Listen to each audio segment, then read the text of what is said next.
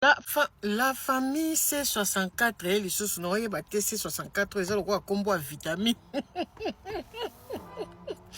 On dirait comme vitamine, on dirait comme kismo, C64. Et ça a éliminé. Eh, pardon. Baye les sous, bande qu'on a vu, baye les sous.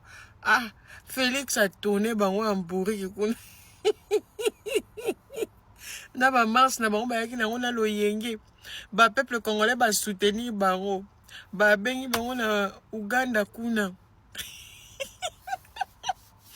ba tiki peuple ba tiki peuple bandeko c'est 64 ba tiki peuple mbango ba ke Uganda Burundi epanda ishimie ba ke kuna ba ke kuna bazongi Félix abengi basango avanti bango baba baki nyonso ekoloba mawapi soki bakei na makambo ya dialogue kande na otoyebisa bino balai balamuki kamuleta kuna atangi ya beti nzondo abeti obi balali te bandeko baye lisusu boyoka.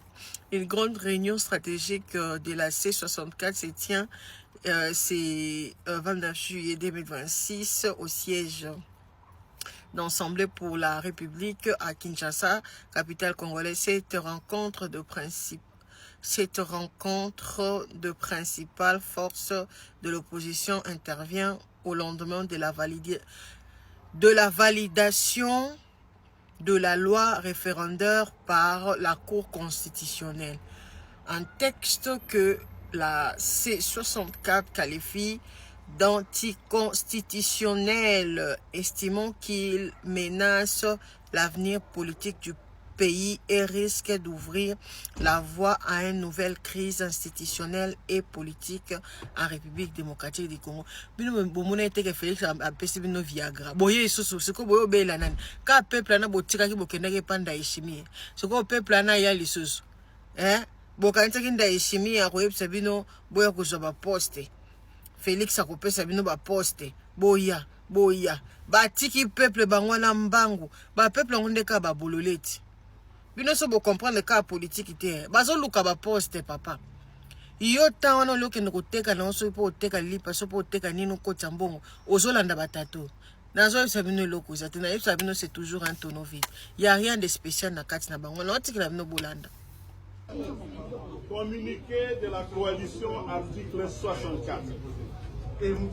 La Constitution n'est pas négociable. Elle s'impose à tous. La coalition article 64 a pris connaissance de l'arrêt de la Cour constitutionnelle déclarant conforme à la Constitution la loi portant organisation du référendum. La C64 n'entendait rien de constructif d'une Cour constitutionnelle dont les règles de composition ont été régulièrement corrompues par le régime de Félix Tshisekedi, ont envie d'avoir une Cour aux ordres, privée de légitimité et dépourvue d'indépendance vis-à-vis d'un pouvoir qu'il a asservi.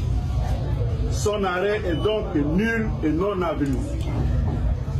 L'arrêt de la Cour confirme les complots contre l'ordre constitutionnel et ouvre la voie à la balkanisation de la République.